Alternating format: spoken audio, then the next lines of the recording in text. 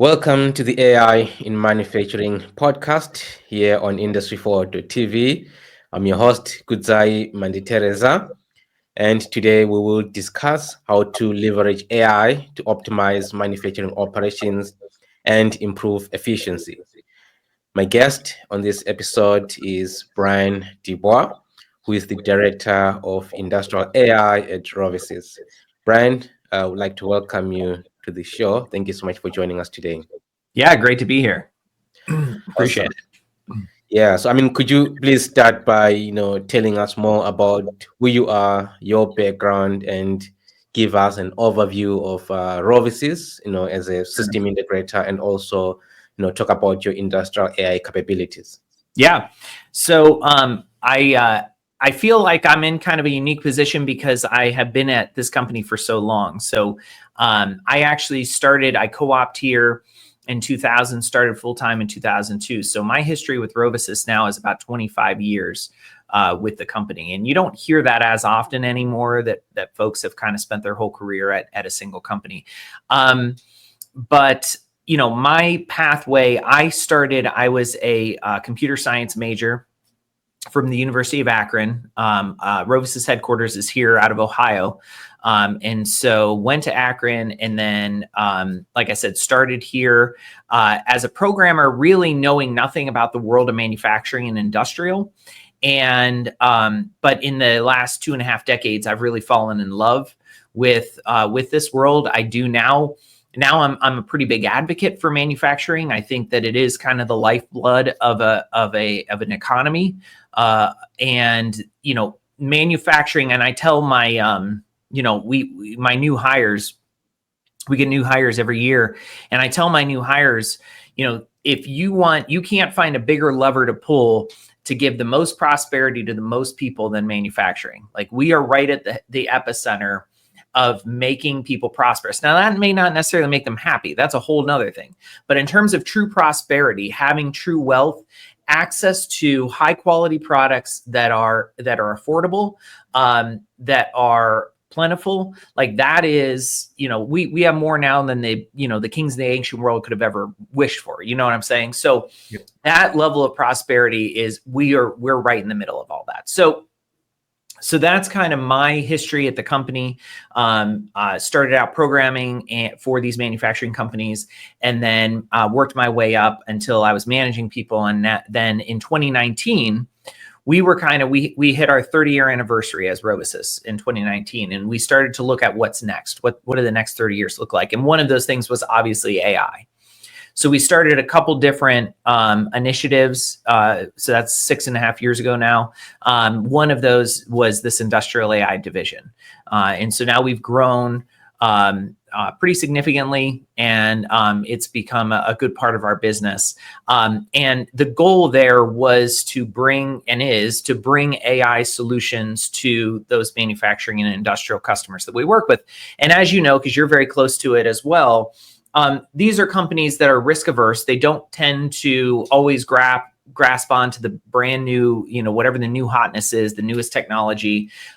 Manufacturers tend to be a little more risk averse, and they tend to stick to technologies that they know, that have been proven. And they also have a much longer time frame, right? They're looking at, when they make purchase decisions, in the manufacturing world, they're looking for equipment and software that's going to last for 20, 25, 30 years. Like, that's kind of the time frame that they think about. So it's very different than the IT world. And so because we had this pedigree in this space, we felt like we were well positioned to kind of bring these AI solutions and really operationalize, which we'll talk about, operationalize these AI solutions in this space. And then one last word on RoviSys, just to give you an idea of kind of our size and scale. So we're about 1,600 engineers globally, with 20 offices around the world. That's pretty big for a system integrator in this operational technology or OT space, this manufacturing space. That's pretty big. Most OTSIs are, if they're 500, they're a good sized company. So at 1600, we are, it's kind of us, and then there's a big gap, and then you get into some of the big five consulting companies and things like that is typically who we're seeing out in the field and competing with. But what's been interesting is when I started at the company 25 years ago, we were I think I was employee number 75 or something like that. So we were a much smaller company out of this one out of our headquarters here in Ohio. So to see that growth to 1,600 engineers globally and all these offices, I mean, it's been pretty fascinating, pretty fun. It's been a neat ride. Oh yeah, absolutely. I mean, I totally agree. This is really, an impressive stretch, of time, spending so much time in a company, let alone in a specific field, right? So I mean, from your experience in like almost a quarter of a century working in industrial space, and when you look at what AI, is capable of now, or your solutions that you provide now, what would you say are kind of like the top, 3 or 4 operational challenges that you see repeatedly in manufacturing that AI is uniquely, positioned to solve? Yeah. So I would say that the number one issue, and there's a couple that kind of then fall out from that, but the number one issue that I'm seeing over and over again within my clients is the loss of expertise. And so, particularly now, my scope is more in the U.S. I have probably the best visibility into U.S. manufacturing, but certainly in the U.S. manufacturing, we have lost a lot of that expertise. There was a study that was done that showed the average tenure in 2019 for the U.S. manufacturing workforce. The average tenure amount of time in your position was 20 years. By 2023, that fell to 3 years. And so we're seeing high turnover because of this generational gap. We are seeing that folks are not wanting to go into the manufacturing field. They're not wanting to do these jobs. And so the number one thing that I'm hearing from clients is we don't have enough people. And that also, by the way, is the answer to that question about that I get all the time. Are you putting people out of work with AI? No, it's the exact opposite. They can't find enough people they would just hire people if they could. They can't find enough people to do these jobs. And so they're looking to AI to help supplement that expertise. If I can build an AI system, capture that expertise from their experts before they retire, and then build that AI system to be able to look over the shoulder of a younger employee, a newer employee, and help them to perform that machine as well as that expert. Now that's a big win for that client. And so to my other point, where other problems seem to fall out of that. So then what are the things that they've leveraged expertise in the past to be able to do well? Well, so throughput on the machine, right? When Bill's running it, he's run it for 20 years. And when he runs that machine, he can push way more product through than, Tommy, who's only been here for a year, right? So throughput. Bill tends to, when he runs it, we have less scrap, we have less waste, all of those types of things. I was at a vinyl manufacturer up in Canada. And one of the things he said is that he's like, look, I can train someone to make on-spec vinyl, right? So they extruded vinyl. He's like, I can train someone to make on-spec vinyl. The problem is that they tend to make what's called heavy vinyl, which means that it's on spec, but it's on the thick side of spec, right? So they're just handing away. I mean, we did the math and we estimated he was handing away about $1 million worth of vinyl when it could be a lot thinner. It would still be on spec, but he wouldn't be handing away product. And that's the difference between his expert. And that's what he told me. He said, that's the difference between my expert operators is that when they run it, it's not just on spec, it's as thin as possible and still being on spec. And that's the kind of, again, that's like $1 million solution right there. An AI solution that we could put in to then make, look over the shoulder of those younger operators and help them to be able to get it not just on spec, but to really optimize throughput and optimize cost and things like that. Yeah, that's super interesting. So maybe to kind of like get a more concrete, view into that, would that be some, form of co-pilots, AI co-pilots that you build? Can you speak to us about more sort of like what that would look like? Somewhat, although I will say that, so it's interesting. Generative AI in the manufacturing world is a little different. Like when people think of Copilot, they think of effectively large language models. And, we can thank ChatGPT and Microsoft for that, but that's the reality of it. That's what they think of. But the reality of it is that generative AI, which would include large language models like ChatGPT, generative AI is less useful on the plant floor than it is in the manufacturers. Certainly can use it to solve knowledge problems that they face. But on the plant floor, we tend to face operational problems. And generative AI is not as useful to solve operational problems. And one of the fundamental reasons why, and Apple just proved this in a study last year, October of last year, they released a study. They proved that generative AI can't reason. So generative AI can't understand causal connections, and it can't reason its way out of a paper bag, to be honest. It can't reason. So all of the intelligence that we kind of see it is really kind of an illusion. And it's not really making connections where it's saying this, then that A, then B, then C. It doesn't think in that way. Well, it doesn't think at all, but it doesn't really reason in that way. Whereas there are other technologies. So one of the technologies that we use is called autonomous AI, and it's built on deep reinforcement learning.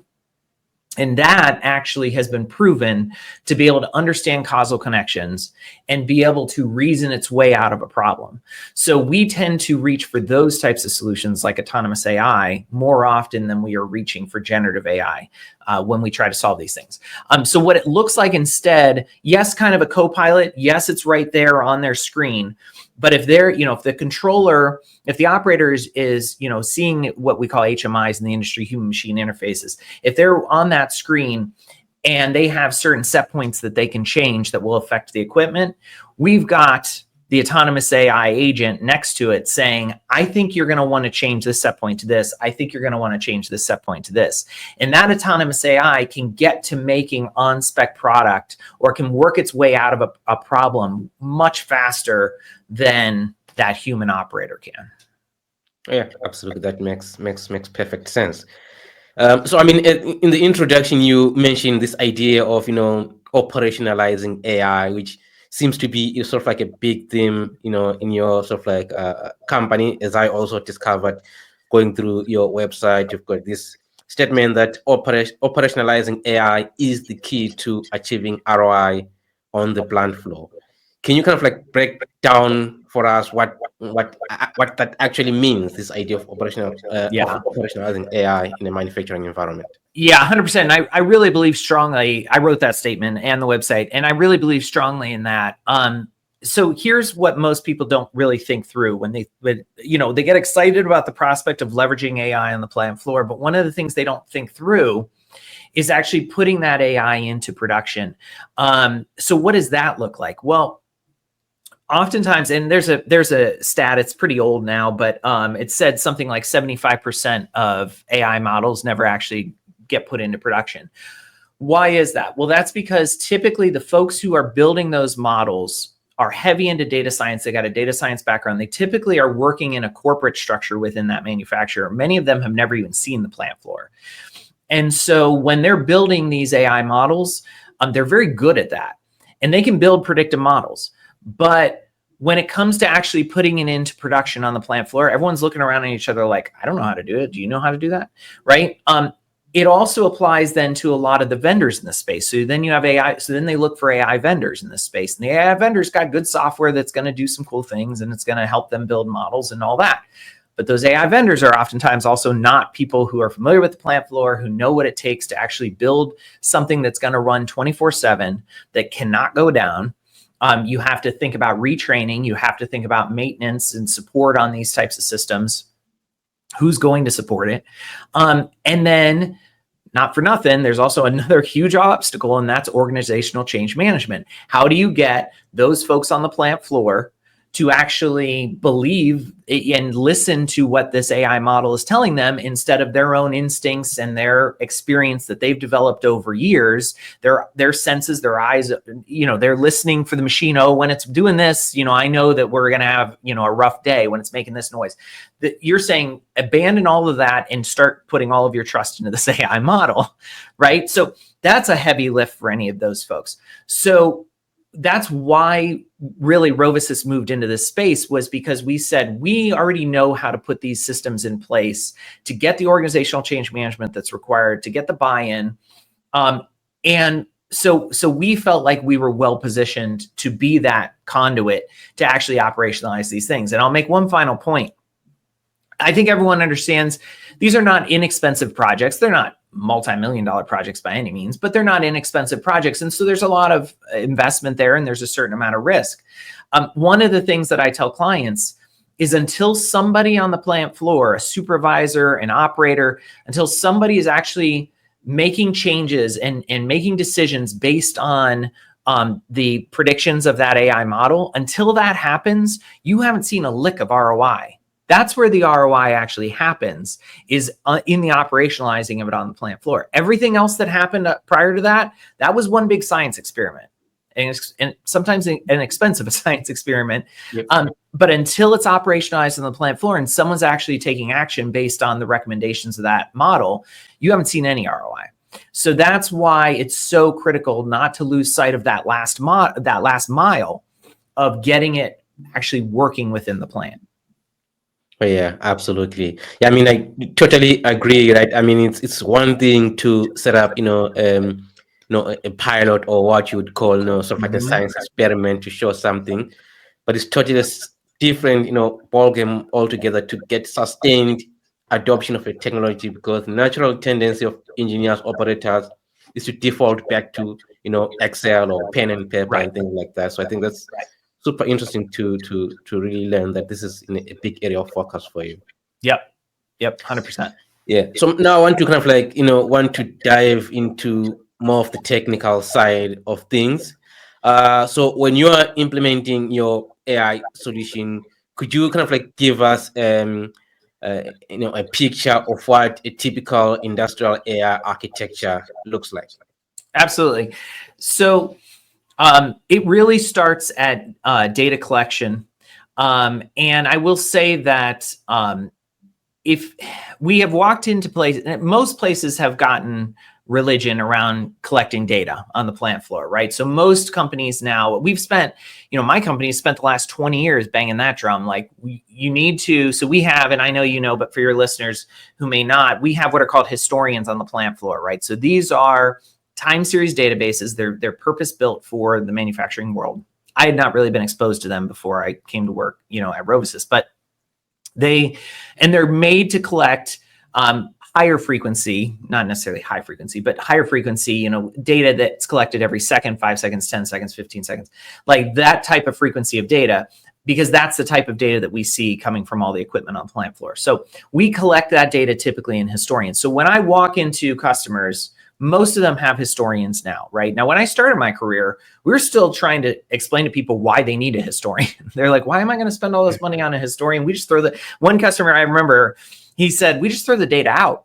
Why would we need to save it? Now, this was in the early 2000s, right? Which sounds quaint now, but that was kind of the mindset. You just throw the data out. So now, like I said, 20 years later, almost everyone's collecting the data on the plant floor. They recognize that that's a source of value, is all this data. So most companies at least have the data. Now, I still occasionally run into customers that want to do AI, but they've not collected any data over the last decade and a half. So then we have to pivot and we got to talk to them about a data infrastructure project, because we're dead in the water if we don't have data. We can't train a model without data. I mean, there's really not much we can do without that. So we tend to pivot there. But that really is that first step, is getting your data house in order and your data infrastructure in order. So we're going to, the nice thing is so if you're hearing it, like, we're not ripping out anything, right? We're building on the investment that was made over the last 20 years of data collection. So now we're going to capture that, or we're going to use that captured data, and we can build models on top of that. Now, Many of my customers, you asked about kind of a broader architecture. So that's kind of that first layer, is that data collection, typically in a historian. Now, I do have customers, it's interesting, that are greenfield and never made that investment in on-prem historians, that are looking and saying, look, I mean, we're brand new. We don't really have any equipment. Let's just start with the cloud. And that's fine. So I've got customers that are saying, right out of the gate, let's just start pumping the data up into the cloud and we'll store it in the cloud. But the outcome's the same, right? Now, many of my customers, though, are looking to the cloud for correlating all that data, right? So I've got historians, maybe I've got different brand historians at 5 different, 10 different, 15 different sites. I want to be able to collect and correlate all that data. And that's really important to be able to build data sets that are going to work across the enterprise, manufacturing data sets. And those data sets have to be very clean, very correlated. That's the unsexy part of AI, is the data science, right? That's the part where now I've got a team of folks that do that here, and they're crunching through the numbers and they're running a lot of different algorithms, and they're in Python, and they're trying to figure out, are there gaps in the data? Is the data predictive? Are there issues that do we need to capture more data? What's kind of the state space of the data? They're doing all of that type of crunching, but to even get there, we've got to pull all that data together. And so we tend to use the cloud to do that. You wouldn't have to, but honestly, they've got the space, it's affordable, and they got all the tools up in the cloud. So we tend to use the cloud for that. Now, on top of that, you've got to layer some kind of ML ops type of platform. So you've got things like AWS has SageMaker, and Azure's got their tool set. And so there's these different ML ops type of platforms and things. But that typically, now we've got these beautiful data sets. Now we need to layer on top of it the ability to actually generate ML models. And the important thing, though, to understand is that there's value to be found at every single one of those steps. So it's not like you've got to do all of that before you see any value. Like there's dashboarding, and there's all kinds of insights that you can find all along the way there that we do before we even build our first AI model. So it's all well worth doing. But that typically is what the industrial AI architecture looks like, at least today. Yeah, absolutely. So, I mean, I want to kind of like take it, a step back to, the shop floor. So kind of like you talked about this idea that some may already be collecting data in historians, and then you've got some greenfield situations.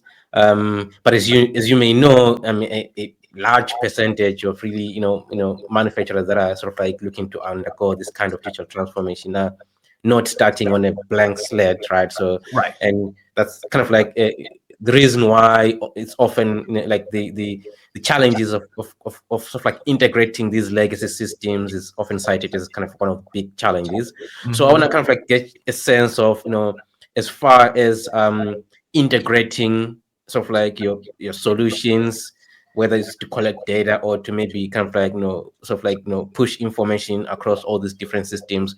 How do you approach that integration of these new digital solutions with existing legacy OT and IT systems? Yeah, and it's a real common question. I will say that for us as a system integrator, that's kind of our job, is we integrate systems. So for us, it's kind of old news. Like, we've got 100 different ways we can pull data from these machines. It's always fun to talk about some of the real old equipment that we've pulled data from. I mean, we've got customers that, are still using relay-based equipment, and we've got mechanisms to be able to pull data from that. We've got, very old drives that they're not VFDs, they're not smart drives by any stretch of the imagination. And so really all you can do is pull like amperage, but we've got mechanisms to do all that. One of the stories that we talk about, though, is we have a steel customer, and they have an electrical generator on site that it's still operational, that they're still using. And the drawings for that generator actually have Edison's stamp on it. Like, they were built by Edison's team. It's over 100-year-old generator. It doesn't even generate at the current that we use. They have to step it up and whatever. But, and we were able to pull data from that. We can get data off the equipment. That's typically not the hard part necessarily. The hard part is where do you go with it? Like, what do you do with that data? And so that's where we're looking at the data infrastructure. And the data infrastructure, whether or not that's historians, or like I said, some people are just sending the data right up into the cloud. But that then becomes your data platform that is agnostic to all of the nonsense that's below that in terms of how did you get the data? Well, we got it off. We've got mechanisms to pull it off. But the important part is now we've got it in a kind of a universal platform that we can then pull that data from. There's all kinds of, I won't mention any brand names or anything. RoviSys is independent, but there's some very good companies out there that specialize in this, and then they build this agnostic data layer for that OT data, for that plant floor data. Now, I will say then that is an important part of the story, but it's typically not the whole story. So to actually then take and build those data sets that we need to be able to find really nuanced insights into what's happening on the plant floor, we oftentimes do have to incorporate data that's not on the plant floor. So think about data that's in your SAP or ERP system. We had a customer, they made dietary supplements. So it's think like a powder in a plastic container, right? So they're filling these plastic containers with this powder, and they would fill bottle after bottle of these plastic containers, no problem. And then nothing would change. The SKU's the same. They're filling the exact same product, and suddenly the fillers are clogging up. And they cannot figure out why it is. They're like, and all the easy answers have been pursued, right? If this was an easy answer, they wouldn't have been looking to AI to try to solve it, right? They had tried everything that was easy. And ultimately, the solution was that we had to pull in data from their warehousing system. We had to pull in data from their raw material information, supplier information, which was all in their SAP system. We had to pull all these IT and other data sources that weren't plant floor data sources, build that data set, then crunch that and find correlations. And in the end, and I don't remember exactly what it was, but it was something like when there was material from this supplier, and it had sat in the warehouse for this long, and it was being run on this particular line that had not been maintained. So we had to have maintenance system information too in that data set. Then you're going to run into that problem, right? Now, once you know that correlation, you can certainly make the customer aware of that, but then we can also take it a step further, and we can build an AI model that says, look, you're heading in, it can wave that red flag and say, hey, you're heading into that bad zone where you're trending towards that thing where you're going to hit that perfect storm of all these bad things happening, which is going to lead to filler clogs. And those filler clogs led to hours and hours of downtime, which is, hundreds of thousands of dollars of product that they didn't make. That's ultimately where we're trying to get to. But yeah, I mean, in terms of pulling the data from old equipment, I mean, that's the world we live in. Like, it's always, there's always some 20-plus-year-old piece of equipment we got to pull data from. And yeah, we do it. Oh yeah, absolutely. Yeah, so I mean, I want to kind of like get a more, deep dive into some of the real world implementation in a bit. But before we sort of like, go into that, there's one area that is, generating significant buzz among manufacturers, which is digital twins. Mm-hmm. So I wanted to kind of like get a sense on if you can make a connection for us between digital twins and AI. What's the relationship there? Yeah. So it's interesting because everyone likes that term digital twin, and I don't think they always know what they mean by it, because digital twin can mean something different to different people, to different industries. So digital twin could be a simulation of the entire factory. It could be a high level simulation that doesn't really take into account any physics. It could be a lower level simulation. So we do some of this where, so we do some robotics work here. So let's say that you're trying to plan out a new robotic arm and you need to know if this thing's going to physically hit something else as it swings. You got to build a pretty high fidelity 3D simulation of the factory. If all you're trying to do is just make some capital decisions about whether or not adding another piece of equipment is going to increase your throughput by X percentage, you don't need a physics-based simulation of the factory, right? So all of those I've heard described as digital twins. I've heard just capturing the data in a historian and then visualizing it on a screen. I've heard described as a digital twin. And then you have the whole engineering world where you have things like PLMs and you're actually designing physical widgets, car parts and things like that. And all of that I've heard described as a digital twin. So unfortunately, there's not a lot of consistency in terms of what people mean by that. All of that has value. All of that is worth doing. I will say this, though. I've been in this industry long enough to have seen simulation kind of, it was always there, but simulation just kind of like, I didn't see wide adoption, let's put it that way, of simulation by any of my customers. You typically had some pockets here and there, but no one was spending a ton of time and money on simulation. I will say that with the advent of AI, simulation is seeing an uptick. So I'm seeing more and more customers that are seeing the value in building simulation, which, I mean, there's money, there's cost involved in doing that. And in the past, again, like all you could really do with it was maybe some training and some things like that. Now I can actually take that simulation. If you hand me a simulation, I can hook up an autonomous AI agent, and that agent can then learn how to run that part of the process like a human can. So now there's suddenly a lot of value there. So I'm seeing more of an uptick now in the adoption of simulation. And again, like I'm seeing more customers that are looking to try to build a top level view of their factory, see all the inputs, all the outputs, try to identify where bottlenecks are. A lot of those are what are called discrete event simulators. And so we're seeing, more of an uptick in interest in those as well from our customers. So. Yeah, absolutely. I mean, that's really, fascinating and totally, couldn't agree more with you on this idea that it's digital twin is also, to me, is one of the most inconsistently, termed as sort of like, concepts out there, right?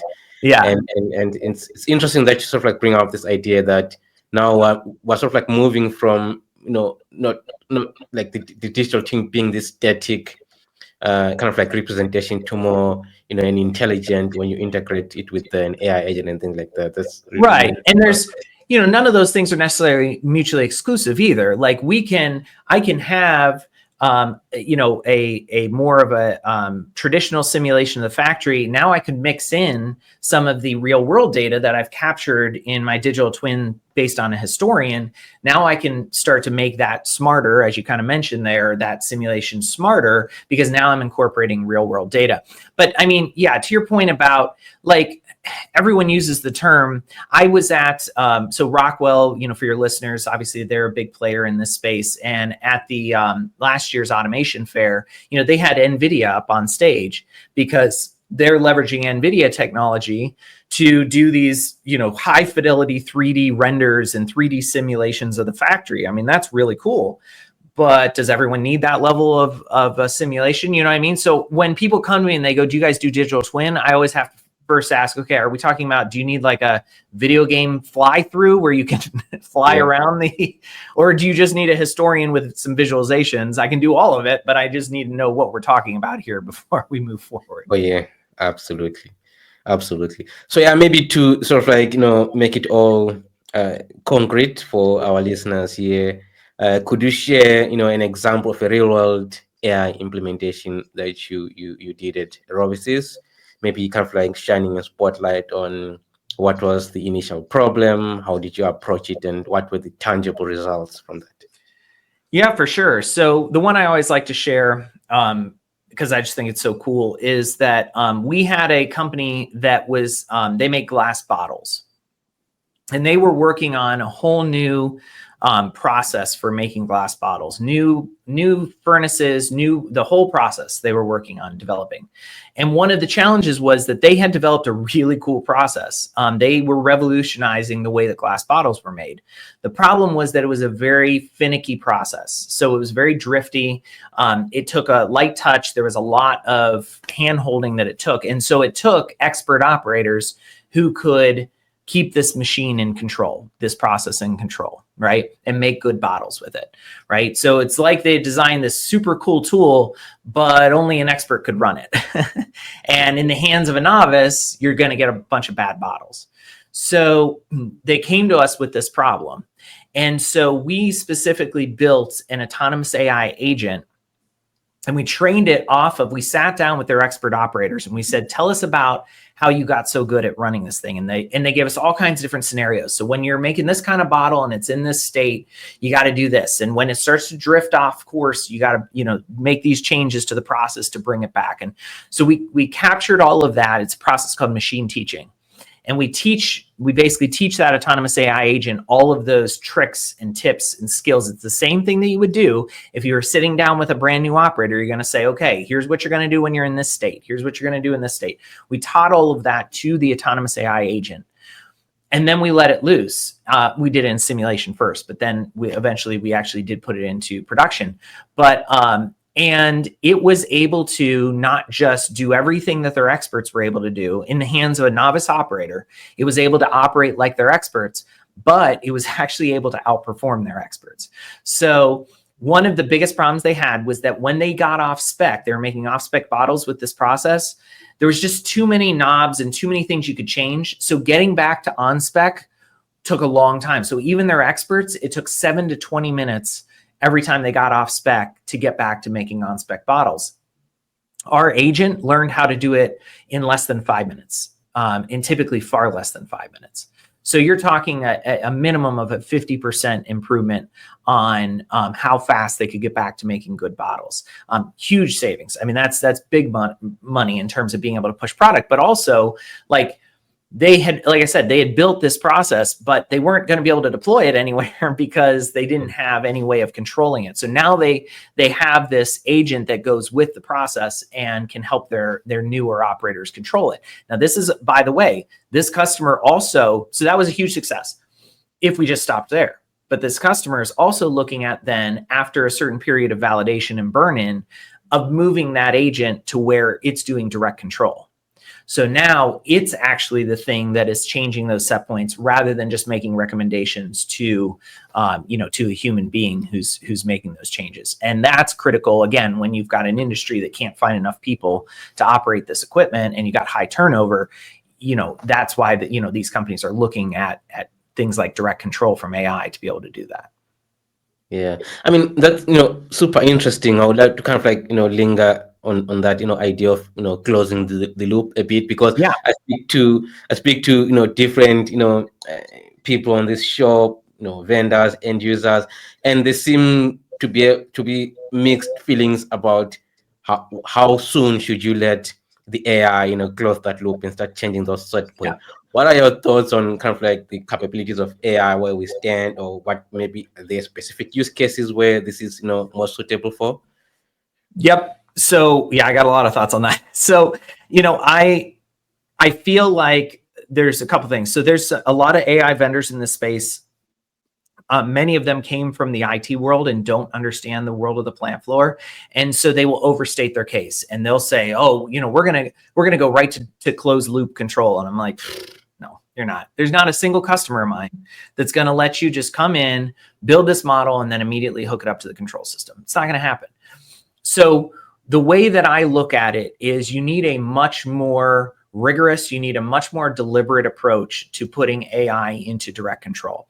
And so we always start in decision support. We always do. It's not even an option. A customer can't come to us and say, we want to buy direct control out of the gate. We're like, great, but we're going to start in decision support. So decision support then is there's a human in the loop. It's making those recommendations, and then the human's actually taking that action. Now it's only after, and every customer is different, but some customers will say, well, we're going to have to run for 3 months, 6 months, whatever, before we'd even consider direct control. Great. I'm in support of that. But it's only after it's been running for months and months and nobody's questioned any of the decisions that it's made. When we deployed for that glass bottle manufacturer, as I had mentioned before, we've got this system and it's right next to the HMI. And so basically it'll make recommendations, and there's a green button and a red button underneath. They hit the green button. If the operator hits the green button, it sends that new set point right over into the HMI. Great. If they hit the red button, it pops up a dialogue and it says, okay, you didn't take the recommendation. Why is that? And they'll go, oh, well, the agent thought we were in this state, but we're actually in this state, right? And so and we can use that then. And so now we can make it smarter and we can fix those types of problems. It's only after we've been running for months and no one's ever hit the red button that we would ever even consider going to closed loop. But here's the other things that most people other vendors don't talk about and don't think about. And that's that we want to do it in the safest way possible. So we always think about, what was the human able to do? Now, if you trusted a human with 2 weeks of training, it's not to blow up the plant, like you can certainly trust this AI agent, right? So, but then customers will go, they'll take it a step further and say, well, look, the human was able to turn this knob from 0 to 100. I don't want the AI to be able to do that. It can only go from 20 to 80. Fine. It's all digital. So we can add those additional constraints there. The other thing, though, is that the agent knows what its limitations are. So if you ask it, so you could say, and a lot of customers will do this. So like, we want to train the agent to do the products that we make 80% of the time. But for these 20% products, let's not bother.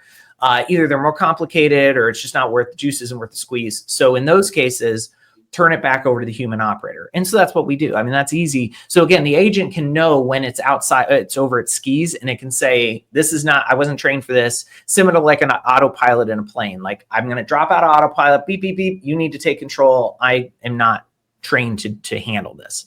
And so we can add those constraints as well. So all of those things make it a safe, I think, a safer way. There's always risk, but it's a safer approach to that kind of thing. So, those are kind of some of the ways that we, try to address that question. It's a question we get all the time. Like, how do you do this in a safe way? And we think that deliberate approach is the safe way to do it. Awesome stuff. Yeah. So I want to kind of like talk about, we've been talking about, how, obviously, operationalizing AI to get some ROI from your AI projects.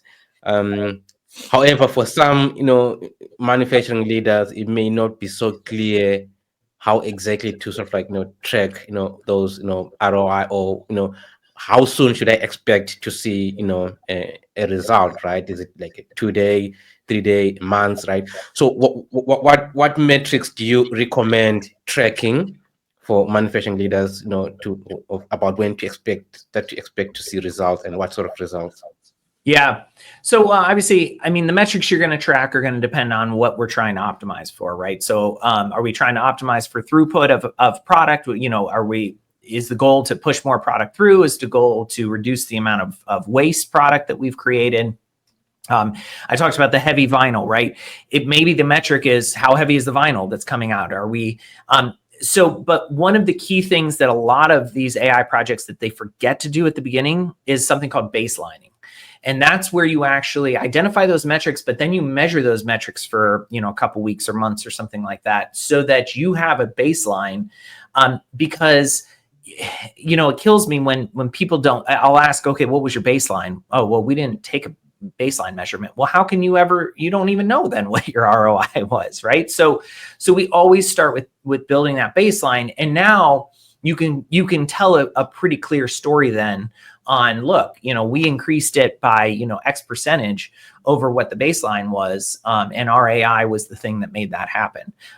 So that's typically where you want to look for the ROI. I will say, it is pretty varied though. Like, I've got customers that are looking for energy savings, right? So I have one customer we did a project for, and they were a life science manufacturer, but they had on their website, they had stated that they had these sustainability goals that they were trying to hit by 2030. And part of that was greenhouse gas reduction.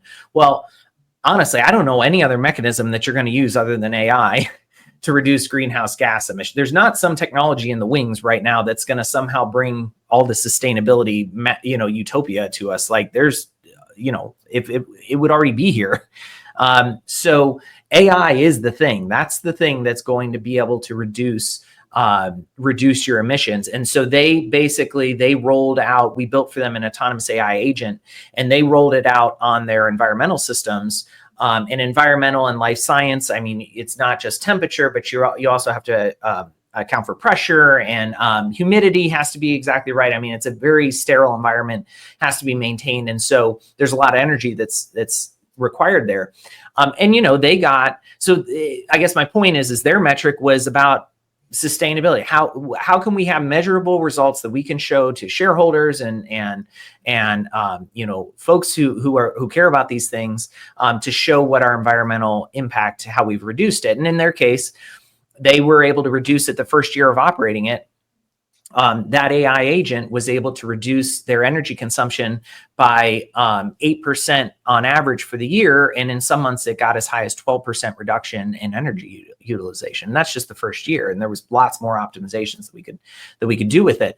And so how is that possible, right? You know, where is AI finding these wins? Well, I'll tell you, in the case of that environmental system, and this is the case across a lot of our industry, a lot of it is just set it and forget it. Right. And so they've always run the machines this way. And so they just run it that way. Or in the case of the environmental system, it's just set it, forget it. No one ever touches it. Well, the AI agent isn't satisfied with that. Right. And so it will make micro adjustments across, you know, all day long. It's making micro adjustments, and it can take into account signals like energy price. It can take into signals like past demand. It can, I mean, there's all kinds of outside temperature. It can make take all of that into account and then make very slight adjustments. And that, I mean, when you add up those small adjustments, it turns out, you know, that can lead to millions of dollars every year. So that's where we're, you know, those are some of the examples of some of the metrics that we're looking at. Great stuff. All right, so for members of our audience who are sort of like, you know, listening to our conversation right now and who are thinking of adopting AI, and then they want to engage you for your services, can you sort of like, you know, paint a picture for us on what that looks like? What's that roadmap? Do you sort of set up a POC? Can you kind of like, you know, give us more, you know, information to how that looks like? Yeah, so typically, you know, the industry itself is maturing. So 6 years ago, when we started this industrial AI division, I'd walk in and I'd say, I'm the director of AI. And they'd say, remember, this is before ChatGPT too. So they'd be like, AI? Like what? Like, so we're just trying to keep the plant running here, guy. So now the industry has matured. And so now when I'm walking in, a lot of these customers already have some ideas of where AI can have an impact. You know, you've got data, many of them have data scientists on staff. I love to see that. We work right alongside those data scientists when they're there, when they are on staff. So a lot of times they already have ideas. We still walk into customers though, who have no idea and have not really put much thought into what the impact AI can have on their operations. And so for those folks, we oftentimes will start with a workshop. And so that's a half-day workshop.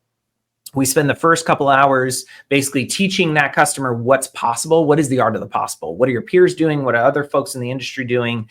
Getting their juices flowing. And then we spend the second part of that workshop doing a brainstorming exercise. That's where we're just trying to fill the board with ideas, AI ideas. And by the end of that, we typically get 20 to 40. These are really good ideas because they are generated by the experts at that company. 20 to 40 ideas of AI projects that we could tackle. Then it's a matter of just downsampling that, finding the ones that seem to be the low-hanging fruit that are going to have the highest impact but the lowest initial cost. And then typically we go into an assessment. Now, the assessment is where we actually put the meat on the bone. Coming out of the workshop, you just have a bunch of bullet points. Now we're going to take a couple of those and we're actually going to flesh that whole project out. And so we put the meat on the bone. We talk to all the stakeholders involved. We look at the data sources that would be affected. We look at the processes that would be affected, ROI, any requirements gathering. We do all of that and we capture all of that into this assessment. Then we're going to put a dollar amount on that, right? And it's pretty easy for us, right? We look at it, we say, here's what we think the effort's going to be in terms of hours. We've got rates, we multiply it by the rate, boom. That's, I mean, it's pretty straightforward. You know, we also look at vendors. We say, okay, here, you know, again, we're independent. So we work with all the major vendors.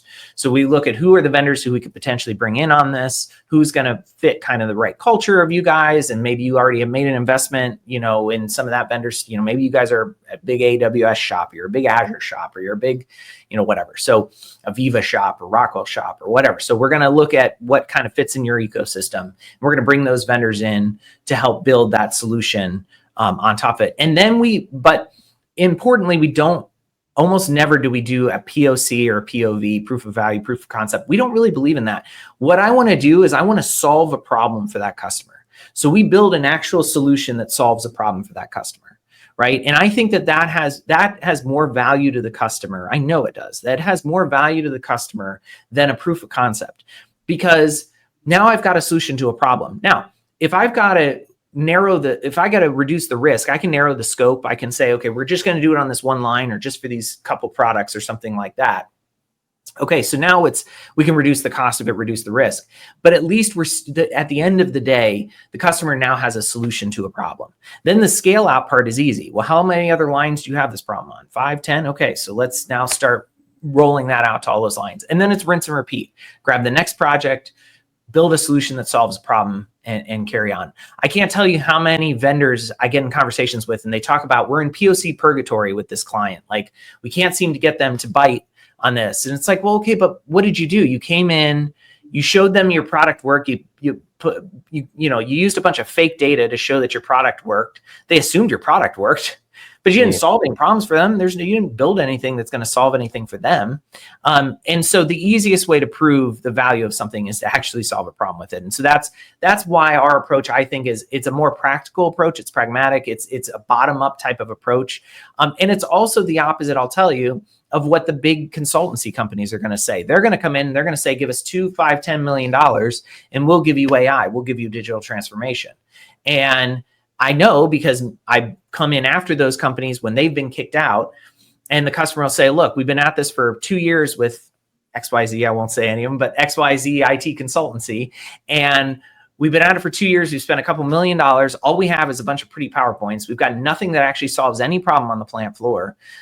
So it's the exact opposite approach. This is a very bottom-up approach where one win leads to the next win, which leads to the next win. And for us, that is the right way to approach these types of digital transformation projects. Yeah, absolutely. I mean, it's really interesting that, sort of like shining a spotlight on kind of like where it could go wrong for manufacturers, with things like maybe POC and then maybe not getting the right partner. Could you maybe also talk to us about what else you see as being kind of like the common reasons why a lot of AI projects fail, and how customers avoid these pitfalls? Well, we've talked about some of the stuff, right? Organizational change management. You didn't get the operators involved. You didn't get their buy-in. They didn't feel like they're part of the solution. So it's never going to work then, right? So those are all ways. I will say that another common thing specifically around AI projects and why they tend to fail is just either expectation mismatch there. So unrealistic expectations, like, I've had customers that basically want like Skynet, and I'm like, that's not possible. There's no Skynet yet. The AI is just not that smart yet. As much as the illusion it gives you that it's super smart, it's not. So no, we're not going to build Skynet for you. I think they also have a hard time justifying, the ROI from the standpoint of, there's risk involved in these types of things. So one thing that we'll never do, and honestly, I don't know of any AI vendor that will do this, is we're not going to guarantee results. We're not going to guarantee success. Like, that's not the world of AI and data science. ML models do what they do. And sometimes you get to the point where you've built the model and it's predictive and we've got over 90% accuracy, and great, now we can deploy this thing and we can feel good about it. But sometimes you build the ML model and it's got 15% accuracy or maybe even 50% accuracy. Well, that's a coin flip. That's not really that predictive, and certainly not something that you're probably going to put into production. So, but that can be disappointing then to the customer who says, well, I thought we were going to get XYZ. Well, no, like, we never make any guarantees. And it says right in all of our documentation, like, we can't guarantee any of the results of the stuff. Now, I will say that we've never had a project that we've walked away from and thrown our hands up in the air and said, we can't do anything.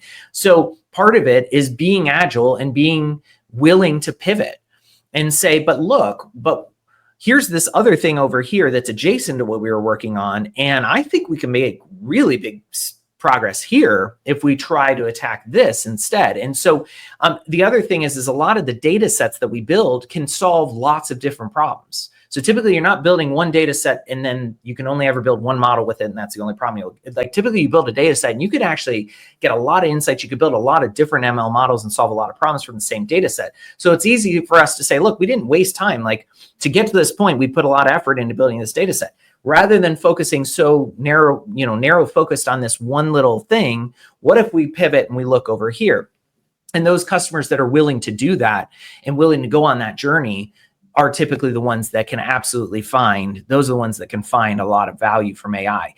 And again, like, I think, another pitfall would be thinking that you're going to you're starting on this project to build one model to solve one problem forever. And like, no, like what we want to do is we want to build a culture of continuous improvement around AI. But we also want to set you up for success so that you have a foundation to be able to build all kinds of models, right? That's the value is, I mean, you want to pump out 100 models every year, right? Solving all kinds of little problems all over and getting those 1-2% improvements all over the plants. Like that's ultimately what you're trying to do, is to build that culture. So again, culturally, we've walked into customers where it's like, this doesn't seem like a company that is forward thinking, that has this mindset of continuous improvement. You have to have a certain amount of empowerment of the people who are going to be doing this to be able to make changes and to be able to take risks, measured risks, and not get kicked in the shins if it didn't work out the first time, and be encouraged to go try it again. There's still lots of manufacturers that have those good cultures like that, but sometimes you run into a place that doesn't have that, and that's probably not going to be a company where AI is going to be real valuable there.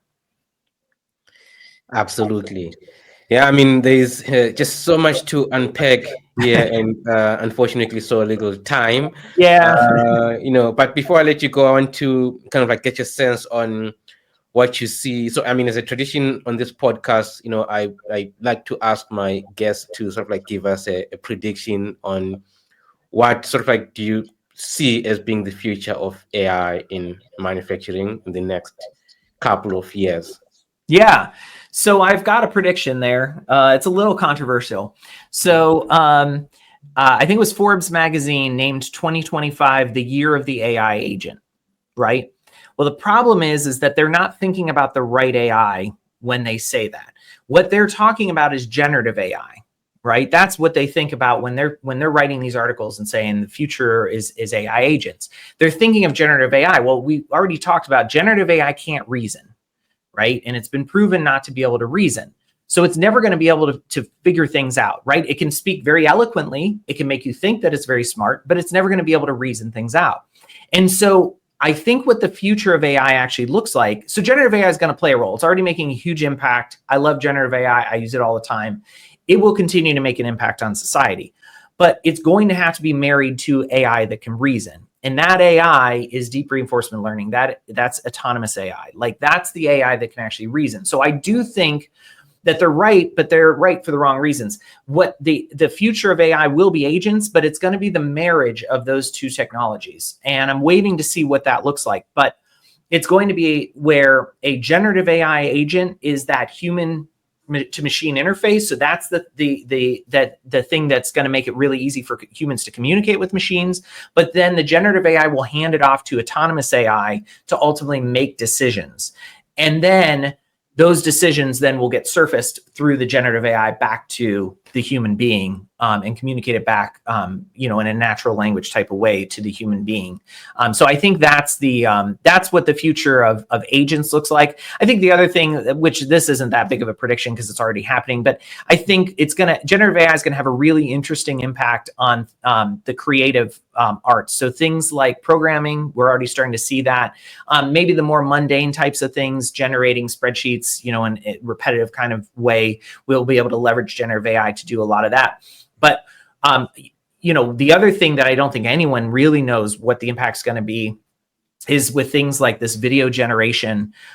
When you can basically from a prompt have it generate a script, generative AI generate a script, and then generate the entire feature length movie. It's not capable of that yet, but I mean, we're not far from that.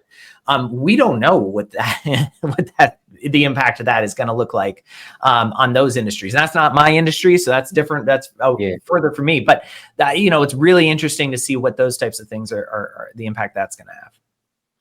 Oh yeah, absolutely. Yeah, I mean, the way things are moving is just so difficult to predict what a whole lot of, especially in the content creation space, is so hard to tell what's going to be happening in like the next year or so.